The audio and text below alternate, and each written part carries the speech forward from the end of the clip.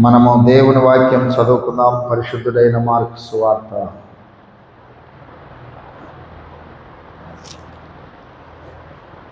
పరిశుద్ధుడైన మార్కు సువార్త 1వ అధ్యాయము. పరిశుద్ధుడైన మార్కు సువార్త 1వ అధ్యాయం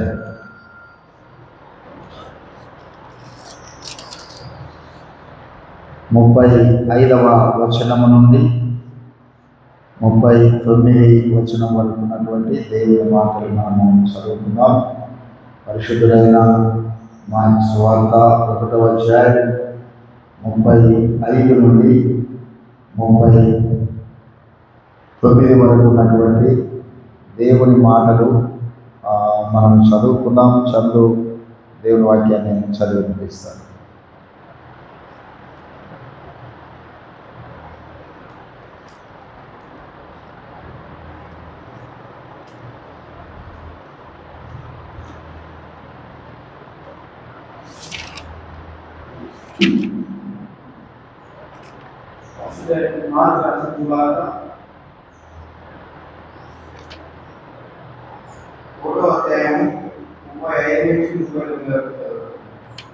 ఆయన పెద్దల పెద్దనే లేచి ఇంకను చాలా చీకటి ఉండగానే బయలుదేరి అరణ్య ప్రదేశంలోకి వెళ్ళి అక్కడ ప్రార్థన చేయించాడు. సీమోనును అతనితో కూడా ఉన్న వారు ఆయనను వెతుకుచూ వెళ్ళి ఆయనను కనుగొని అందరూ నిన్ను వెతుకుతున్నారని ఆయనతో చెప్పగా ఆయన ఇతర సమీప గ్రామములలో నేను ప్రకటించినట్లు వెళ్ళగలుగుతాను. ఇందు నిమిత్తమే కదా నేను బయలుదేరి వచ్చిందని వారితో చెప్పాను. ఆయన గలిలయ ఎల్లగా వారి సమాజ మందిరములలో ప్రకటించుచు దయ్యములను వెలువడుచు ఉండేది.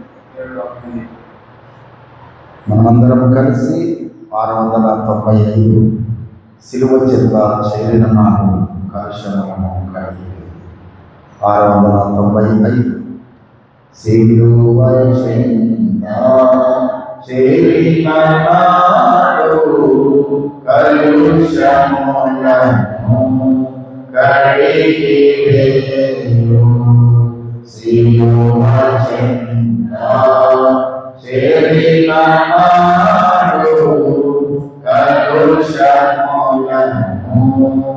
కడిగి వేయు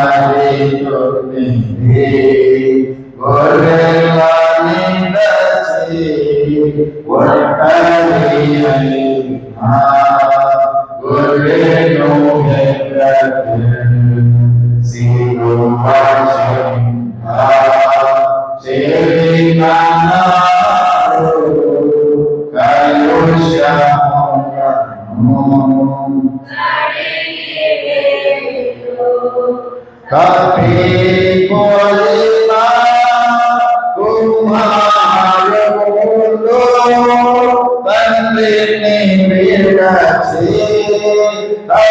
తరలిపోయే. తప్పిపోయిన కుమారుడు తండ్రిని విడచి తరలిపోయే. తప్పు వెలసి తిరిగి రాగా తండ్రి అతన్ని చేర్చుకొని సిలువ చెంత చేరిన నాడు కలుషములను కడిగి వేయు. పాపము విడచి పరిశుద్ధుడా విందుల దేవా.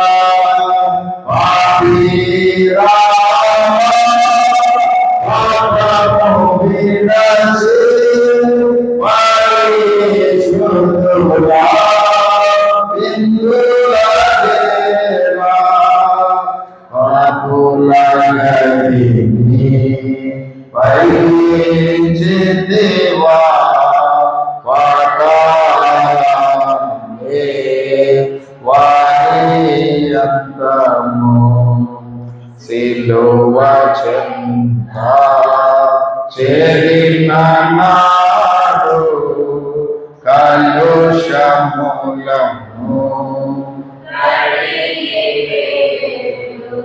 ప్రార్థన. దేవ స్తోత్రములు తండ్రి, నీ వాక్య జ్ఞానమును మరుగుదగా నీ సేవను మరుగుపరిచి మీరు మాట్లాడమని క్రీస్తు నామమున అడుగుచున్నాము తండ్రి. ఆమేన్. దేవుని నామమునకు స్తోత్రములు.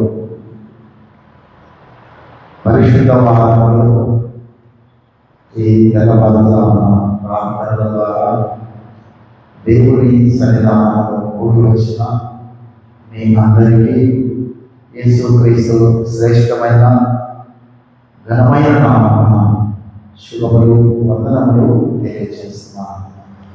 దేవుని బిడ్డలారా, మనం చదువుకున్నటువంటి భాగంలో యేసుక్రీస్తు ప్రభు ఆయన వేకువజామునే లేచి పెందలకడనే లేచి దేవుని మందిరంలోనికి వెళ్ళి ఆయన అక్కడ ప్రార్థన చేయించున్నట్లుగా మనము చూస్తున్నాం. పెందలకడ ప్రార్థన, వేకువజామున ప్రార్థన, లేక తెల్లవారుజామున ప్రార్థన క్రైస్తవ విశ్వాసి జీవితంలో ఈ ప్రార్థన చాలా ప్రాముఖ్యమైనదిగా మనము చూస్తూ ఉన్నాం. ఎందుకంటే మనల్ని ప్రేమించి మన కొరకు ఈ లోకానికి వచ్చి మన కొరకు మన పాపాల కొరకు సిలువలో భయంకరమైన క్రూరమైన అవమానకరమైన ఘోరమైన మరణమును పొందినటువంటి యేసు మనకు ఒక గొప్ప మాదిరికరమైనటువంటి ప్రార్థన ఆయన మనకు చూపిస్తున్నారు.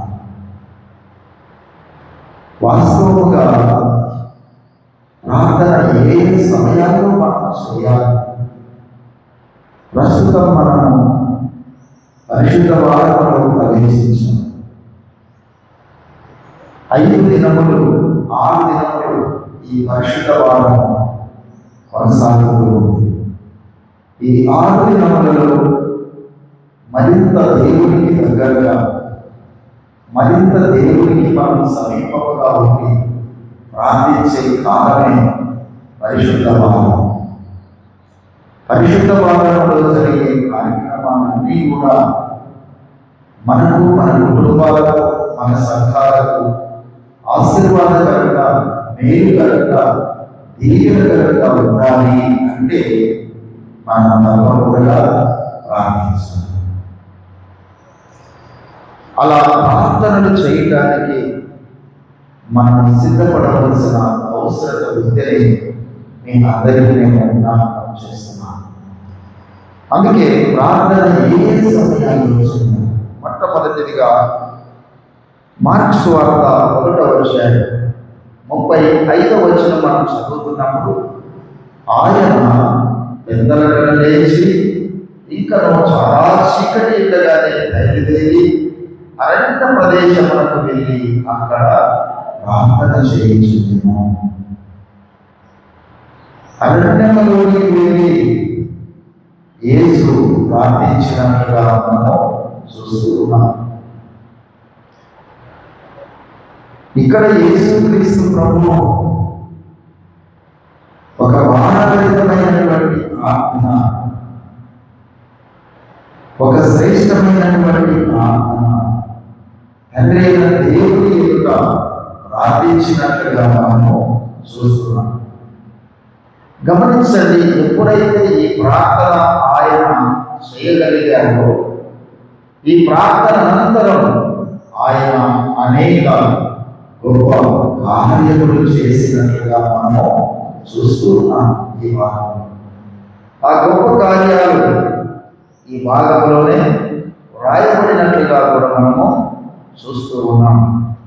39వ వచనంలో ఆయన కలిగినంతగా వారి సమాజ మందిరములలో ప్రకటించుచు ధైర్యములను వెళ్ళగొట్టుచుండెను. ధైర్యములు ఈ రోజున మనుషులలో అనేక రకములైనటువంటి ధైర్యములు ఉన్నాయి. సహజంగా అప్పుడప్పుడు కొంతమంది దయ్యాలు పడుతున్నాయని చాలా మంది ఊరుతూ ఉంటారు. వాటి వల్ల ఏమి ప్రమాదం లేదు. వాటిని ఎవరైనా వెళ్ళగొట్టవచ్చు. మాంత్రికులు వెళ్ళగొట్టున్నారు, పూజారులు వెళ్ళగొట్టున్నారు, క్రైస్తవులు వెళ్ళగొట్టున్నారు. వాటి వల్ల ఏదైనా ప్రమాదం లేదు. మనిషిలో ఉండే ధైర్యములను మనం వెళ్ళగొట్టాలి.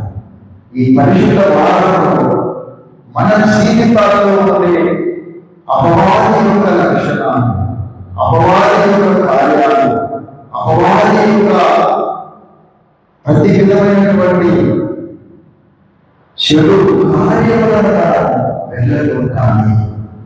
అది చాలా ప్రాముఖ్యం. మనిషిలోని అనేక దయ్యపు లక్షణాలు, దయ్యపు ఆలోచనలు, దయ్యపు ఉద్దేశాలు, దయ్యపు లక్షణాలు ఎన్నో ఉన్నాయి. వాటన్నిటిని వెళ్ళగొట్టడానికి వేకువజామున ప్రార్థన, ఎదురగడ ప్రార్థన మనకు చాలా అవసరమై ఉందని జ్ఞాపకం చేస్తున్నాను. ఇక రెండవ విషయం, విలాప వాక్యములు 2వ అధ్యాయం 19వ వచనంలో మనం ఏ సమయాల్లో ప్రార్థన చేయాలి అనే మాటను మనము ధ్యానం చేస్తున్నాం. ఈ ధ్యానంలో మొదటిదిగా వేకువజామున ప్రార్థించాలి. వేకువజామున ప్రార్థించడం వలన సమస్త ధైర్యములను మనము వెళ్ళగొట్టవచ్చు. రెండవది గమనించాలి, విలాప వాక్యములు 2వ అధ్యాయం 19వ వచనం మనం చదువుకుందాం. నీవు లేచి రేపు మొదటి జామున నీళ్లు కుమ్మరించున్నట్లు ప్రభువు సన్నిధిని కుమ్మరించును. నీ పసిపిల్లల ప్రాణం కొరకు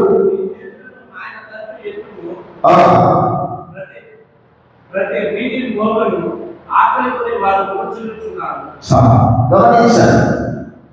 నీవు లేచి రేపు మొదటి జామున నీ పసిపిల్లల కొరకు చేతులెత్తి ప్రార్థన చేయు.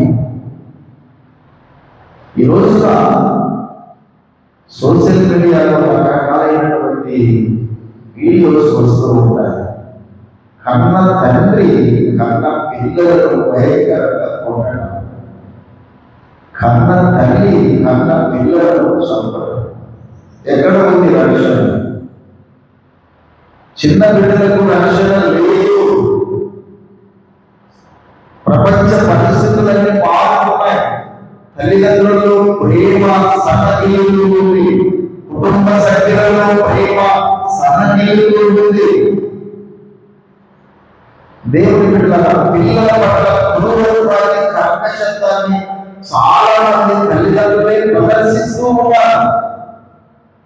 అంతేకాదు కొంతమంది ఉగ్రవాదులు చిన్న బిడ్డలని ఎత్తుకొని వెళ్ళి వాళ్ళను అప్పివేస్తూ ఉన్నారు, వాళ్ళ పాఠ అప్పివేస్తూ ఉన్నారు. మీ చిన్న పిల్లల కొరకు తల్లిదండ్రులుగా మీరు ప్రార్థన చేయవలసిన బాధ్యత మీ మీద ఉంది. ఈ చిన్న పిల్లల కొరకు నీవు ఏ సమయంలో ప్రార్థించాలట? రేపు మొదటి జామున నీవు లేవాలి, చేతులెత్తి దేవుని సన్నిధిలో అంగలార్చాలి. నీవు కుమ్మరించినట్లుగా ఇంత ప్రార్థన మనం చేయకపోతే మన పిల్లలను మనం కాపాడుకోవాలి, వారి భవిష్యత్తును మనం కాపాడుకోవాలి. ప్రమాదకరమైన దినాలు, చెడ్డ దినాలు, కన్న తల్లిదండ్రుల్లోనే క్రూరమైన మనస్సు వచ్చినటువంటి ఈ దినాలలో మన బిడ్డలను కాపాడుకోవాలంటే క్రైస్తవులముగా విశ్వాసులముగా రేపు మొదటి జామున లేచి మన చేతులెత్తి దేవుని సన్నిధిలో మనము ప్రార్థన చేయాలి. ఇక మూడవ విషయం గమనించండి. అపోస్తుల కార్యములు 10వ అధ్యాయం 9వ వచనం మనం చదువుకుందాం. అపోస్తుల కార్యములు 10వ అధ్యాయం 9వ వచనం మనం చదువుకుందాం. వారిలో కొందరు శోధించి సర్పములను నశించిరి. మీరు సనగకుడి. అదేనా 10వ అధ్యాయం 9వ వచనం. అపోస్తుల కార్యం 10వ అధ్యాయం 9. మర్నాడు వారు ప్రయాణమైపోయి సమీపించినప్పుడు పగలు ఇంచుమించు 12 గంటలకు పేతురు ప్రార్థన చేయుటకు మీదె మీదకెక్కెను. గమనించారు, మధ్యాహ్నమున ప్రార్థించున్నాం. చాలా మందికి వారు కట్టుకున్నటువంటి ఇళ్లలో పైన ఒక గది ఉంటుంది. మనకు పాత నిబంధన బైబిల్ గ్రంథంలో సునేమి లేదా ఘనురాలైనటువంటి ఒక స్త్రీ ఎలీషా కొరకు ఆమె ఒక గదిని ఏర్పాటు చేసింది. దాన్నే ప్రార్థన గది అంటారు. మీరు నిర్మించుకున్నటువంటి మీ యొక్క గృహాలలో మీకు ఒక ప్రార్థన గది చాలా అవసరమైనది. ఎందుకంటే మనం మన గృహాలలో ఉన్నప్పుడు, కుటుంబ సభ్యులతో ఉన్నప్పుడు ఒక ప్రత్యేకమైన గదిలో వెళ్ళి ప్రార్థన చేయడానికి అవకాశం ఉంది. ఇక్కడ పేతురు బిడ్డ మధ్యాహ్నం 12 గంటల సమయంలో పై గదిలో వెళ్ళి ఆయన ప్రార్థన చేసినట్లుగా మనము చూస్తూ ఉన్నాం. కనుక మనకు సమయం దొరికినప్పుడు మధ్యాహ్నకాల సమయంలో, ఖాళీ సమయంలో ఇంటి నిండా బంధువులు, ఇంటిలో స్నేహితులు, ఇరువురు వారు ఉన్నప్పుడు మన ప్రార్థనకు ఆటంకం కలగకుండా ఉండటానికి మనకు మిద్దె ఎక్కి అక్కడ ఉన్నటువంటి ఆ ప్రత్యేకమైన గదిలో మనము ప్రార్థనలు చేయాలి. దేవుని బిడ్డలారా, యేసు క్రీస్తు ప్రభువు ఎక్కువ సాధన ప్రార్థన చేసి దయ్యములను వెళ్ళగొట్టాడు. ప్రతి తల్లి కూడా తన చిన్న పిల్లలు వినిచవై ఆమె ఎక్కువ సాధన వేసి తెల్లవారుగానే వేసి ఆమె తన పసిపిల్లల కొరకు ప్రార్థన చేయాలి అని చెప్పబడింది. దేవుడు అందరితో కలిసి వచ్చినప్పుడు ప్రార్థించడానికి సమయం కొరకు ఎదురు చూస్తున్నాడు. అయితే ప్రజలందరూ ఉండడం వల్ల ఆయన మిద్దె మీద ఎక్కి మధ్యాహ్న ప్రార్థన చేసినట్టుగా మనము చూస్తున్నాం. ఇక 4వ విషయము అపోస్తుల కార్యం 3వ అధ్యాయం. అపోస్తుల కార్యం 3వ అధ్యాయం 1వ వచనంలో కూడా అలాంటి విషయాన్ని మనము చూస్తూ ఉన్నాం. పగలు 3 గంటలకు ప్రార్థనా కాలమున పేతురు యోహాను గమనించండి. మధ్యాహ్నం 3 గంటల సమయంలో పేతురు యోహాను మరలా దేవాలయంలోకి వెళ్ళి వారిగా ప్రార్థన చేసినట్లుగా కూడా మనం చూస్తూ ఉన్నాం. చాలా ప్రాంతాల్లో ఈ శిలువ త్యాగ దినాలలో మందిరాలు వాళ్ళు తెలిసి పెట్టేస్తారు. ఎందుకంటే ప్రజలు వాళ్ళకి సమయం ఉన్నప్పుడు ఆ సమయాన్ని బట్టి వచ్చి వాళ్ళు ప్రార్థన చేసుకొని వెళ్తూ ఉంటారు. చాలా మంది ఇక్కడ వేరు వేరు రకాలైన ప్రజలు మన దేవాలయానికి కూడా ఈ బయట వచ్చి వాళ్ళు వాళ్ళ సమయాన్ని బట్టి ప్రార్థన చేసుకొని వెళ్తూ ఉంటారు. ఇది ఒక మంచి అలవాటు. ఇది ఆశీర్వాదకరమైనటువంటి జీవితము. అంటే సమయం దొరికినప్పుడు మన దేవుని సన్నిధానానికి వచ్చి ప్రార్థన చేసుకోగలగడము మనకి ఎంతో ఆశీర్వాదమైన విషయాన్ని ఇక్కడ చూస్తూ ఉన్నాం. ఈ పేతురు యోహానులు ఈ బిడ్డ మధ్యాహ్నం దేవాలయంలో వెళ్ళి ప్రార్థన చేయడానికి వెళ్ళిండగా అక్కడ వాళ్ళు ఒక అద్భుతాన్ని చేశారు. ఏంటి అద్భుతం అంటే పుట్టుకలోనే పుట్టి వారికి వాళ్ళు కాళ్ళు ఇచ్చారు. అంటే వాళ్ళు నడవలేని స్థితిలో ఉన్నారగా వాళ్ళు అన్నారు, ఏసునామమున గురించి నడుచుకో. మా దగ్గర వెండి బంగారాలు లేవు, మా కలిసి నీకు ఇస్తున్నాం, నజరేయుడైన యేసు నామమున లేచి నడుచుకో. ఎంత అద్భుతం, ఎంత ఆశ్చర్యం! ప్రార్థన జీవితంలో ఉన్నటువంటి శక్తి, ప్రార్థనలో ఉన్నటువంటి బలం మన దేవునిలో లేదని నేను జ్ఞాపకం చేస్తున్నాను.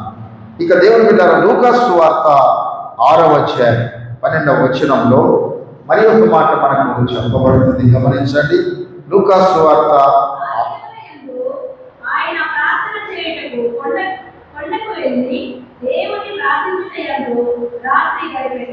గమనించండి. రాత్రి సమయంలో ప్రార్థించున్నారు. యేసుక్రీస్తు ప్రభువు పెద్దల కడ ప్రార్థన చేశాడు, తెల్లవారుజామున ప్రార్థన చేశాడు, రాత్రి సమయాలలో ఆయన ప్రార్థన చేసినట్లుగా మనం చూస్తూ ఉన్నాం. మనందరికీ ఆదర్శమైనటువంటి ప్రార్థన ప్రభువైన యేసుక్రీస్తు యొక్క ప్రార్థనే. మరి యొక్క పరిశుద్ధ వారంలో మనమందరం కూడా మరింత ప్రార్థనలోనికి మనం వెళ్తున్నాం, మరింత సహవాసంలోనికి మనం వెళ్తున్నాం, మరింత వాక్య ధ్యానంలోనికి మనం వెళ్తున్నాం, మరింత కఠినమైన ఉపవాసంలోనికి మనం అడుగు పెట్టబోతున్నాం. ఇలాంటి సమయాలలో మనం ముఖ్యంగా ప్రార్థనలో గడపాలి, ప్రార్థన చేయాలి, ప్రార్థనలో ఉండాలి, ప్రార్థనలో జీవించాలి. ప్రార్థనే సమస్త సమస్యలకు పరిష్కారం.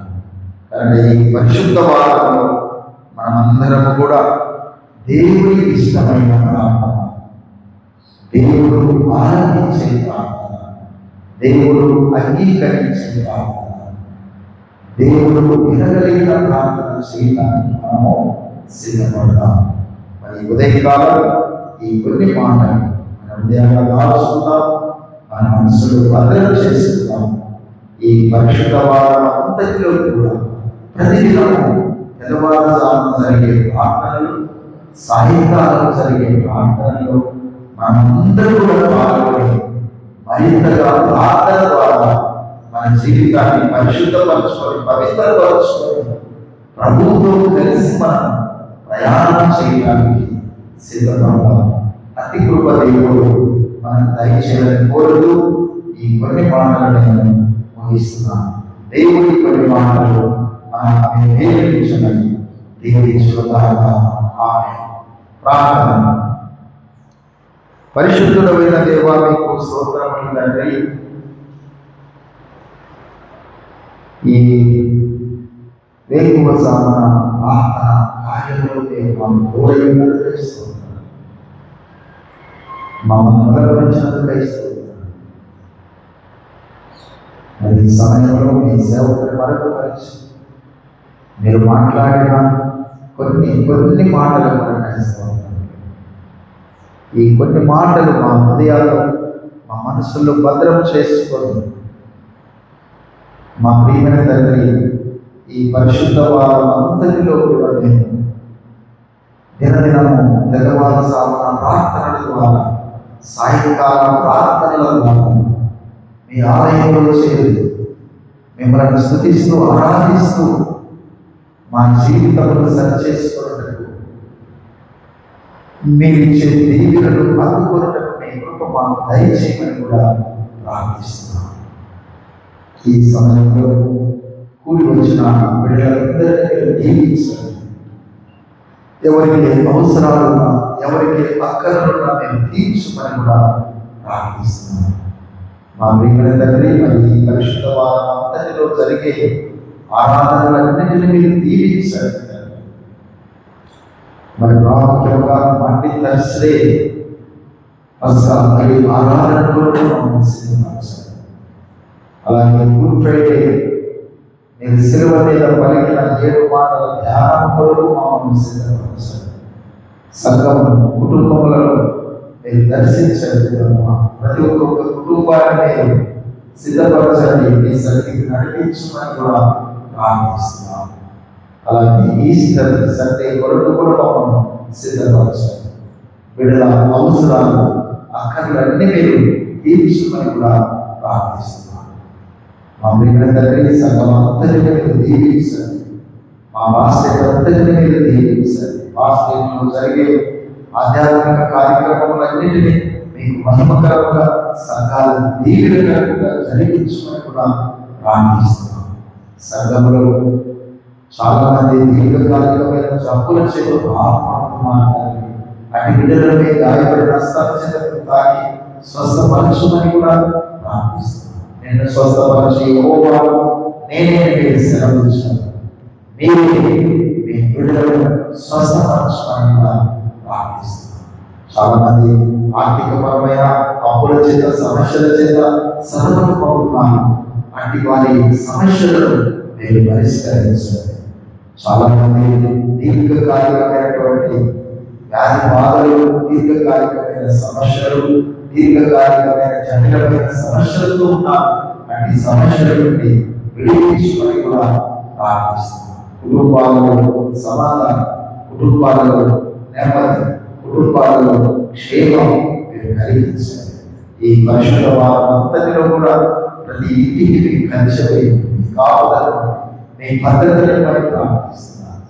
మా తండ్రి, ప్రతి ఒక్కొక్కరు కూడా మరి ఈ పరిశుద్ధ వారం అంతటిలో మిమ్మల్ని ఆనుకొని మిమ్మల్ని అర్థపడి మీ సన్నిధిలో ప్రార్థిస్తూ, కుటుంబాలలో ప్రార్థిస్తూ, మరింతగా మీ సిలువలో ఆనుకొని బ్రతుకుటకు బలపరచమని కూడా ప్రార్థిస్తున్నాను. ఈ ఉదయకాలం ఈ మా ప్రార్థనలన్నీ ఆనందించండి. కూడి వచ్చిన బిడ్డలందరినీ మీరు దీవించమని కూడా ప్రార్థిస్తున్నాను. సాయంకాలం జరిగే ప్రత్యేక ఆరాధనలో మమ్మల్ని సిద్ధపరచండి. ప్రత్యేక ఆరాధనలో మేమందరం చేరి మిమ్మల్ని ఘనపరిచే భాగ్యం దయచేయండి. క్రీస్తు నామమున అడుగుతున్నాము తండ్రి, ఆమేన్. పరలోకమందున్న మా తండ్రి, నీ నామం పరిశుద్ధపరచబడుగా, నీ రాజ్యం వచ్చుగా, నీ చిత్తం పరలోకమందు నెరవేర్చినట్లు భూమిపైన మాకు దయచేయి. వాటిలో ప్రార్థన చేసిన వారిని క్షమించకుండా క్షమించు. మమ్మల్ని శోధనలో తప్పించు. ఎందుకంటే రాజ్యం, బలం, మహిమ నిరంతరం నీవే తండ్రి. ఆమేన్. ప్రభువైన యేసుక్రీస్తు కృపయు, తండ్రి దేవుని ప్రేమయు, పరిశుద్ధాత్మ యొక్క సహవాసం మనతో, మన కుటుంబములతో, మన సంఘములతో ఆయన కృప సదాకాలం తోడై నడిపించునుగాక. ఆమేన్.